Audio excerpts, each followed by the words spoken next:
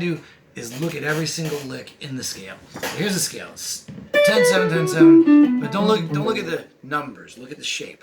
2 wides, 3 narrows, and then another wide. And the top of the first position note, the pinky there, which is currently at the 10th fret, is where your pointer finger goes to play this next position. This has 3 narrows with a shift here, 2 pinkies, 2 wides, and then a shift back up to narrow. So here's your 3 narrows, here's your 2 wides, and back to narrow. This one, the first position, has 2 wides, 3 narrows here, and then it goes back to wides. It's always that rotating pattern: 2 wides, 3 narrows. So here's our scale, and very often in this position, you don't do the shift. You just put your middle finger down. And so we're starting here on that. It happens to be on 11, but we're in this position and the shift. Don't think of it so much as a number as a visual shape. You're trying to see those numbers and these numbers. Not these numbers, I'm sorry, these shapes. Instead of thinking play a 7, play a 9, play in this shape. We're sliding up into the shape, hammering on, bending it, 3 frets. So it's equivalent to going 3 frets. Hammer on again, and jump down to that lowest note in the scale. That lowest note. So again, it's slide, hammer, bend 3 frets, do the hammer again, and you go down to the lowest note on the 3rd string. That's all second position. Now I go down to the first position. Here's your first position for the visual reference. 2 wides, 3 narrows, another wide. And I'm on the 3rd string, hammer on, and then roll on the 2nd and 3rd. And we got this big, oddball, harmonically funny sounding note, and also a note that's not in the scale. It's the 8 on the 4th string. That's not in the scale. It should be really clear it's not in the scale. Both when you listen to it and when you see it visually, it's not in that pattern of wides and narrows. That note happens to be in the B7 shape that's playing underneath it. So the lick again is in the first position on the 3rd string. Here's the scale. We're going to hammer on, 3rd string, roll, 2nd, 3rd string, and then get that oddball note. So far you have 2nd position, hammer, then 1st position, and then right away we're going to jump up to the 2nd position again. The scale looks like this. If you go all the way down to the 4th string, there's a wide there. It's currently frets 9 and 12. You're going to do trill on that in the scale here on the 2nd position. Just a hammer on pull off. So it ends up being 9, 12, and 9. So then go back down to the 1st position and bend your pointer finger down. So here I'm back in that 1st position, bending the pointer finger. So I did a trill in the 2nd position on the 4th string, hammer on pull off, then went down to the 1st position and bend. And we're just doing more in the 1st position. The rest of this is all 1st position. 3rd string, hammer on, slide it up, and go right back to your pointer finger. And on the 4th string, pull off, and go back to the ring finger. So that whole lick is. And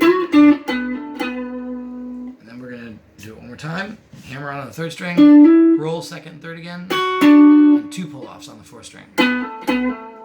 So it's. And here's the scale again. Notice where the pinky is. We're going to do a bend hold on that. So you need to use your ring finger on the 2nd string and put your pinky on the 1st string.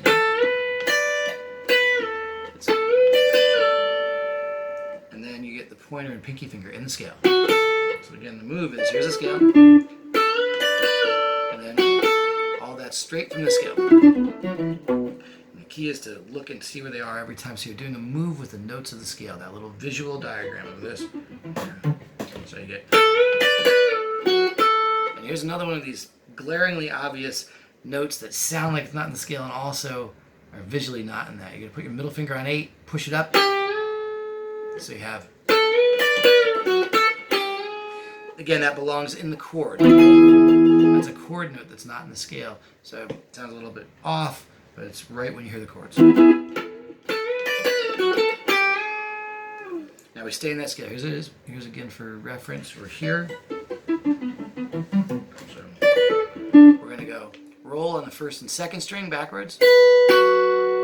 Bend on the 1st string. Let it down. And then bend and release. And hit the pointer. So roll, bend, let it down, bend and release, and back to your pointer. So it's all in that scale. And we do that bend hold again. So here's the scale. You can do this bend hold, 2nd finger with your ring, 2nd string with the ring finger. both at the 10th fret within that scale. And then again on the second string, pointer and pinky, the wide pattern. So actually, I think I got that wrong. They just end on 8. So another one of these odd, really weird notes that doesn't seem like it fits, but it belongs in what would be your C chord there. So bend, hold, and end on the 8. Touch the note and scale again, which is 10, and go back. So it's. Now we're back in the scale. I'm going to grab the note on the 3rd string, bend it, grab the note on the 1st string, which happens to be on the 10th fret, and then release. So it's back to the pointer in the scale. So let's see how that goes. There we go. Roll it over to the 4th string, back, then slide down and back up. So that little move from the 3rd string is roll down and back up, slide down and come back up. So that whole big long lick is.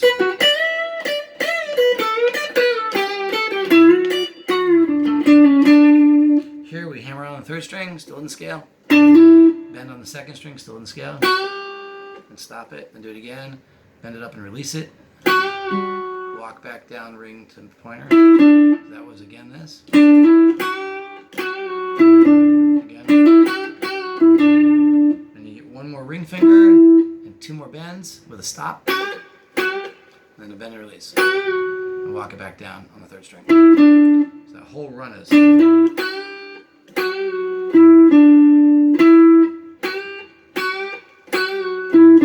All moves in the scale. And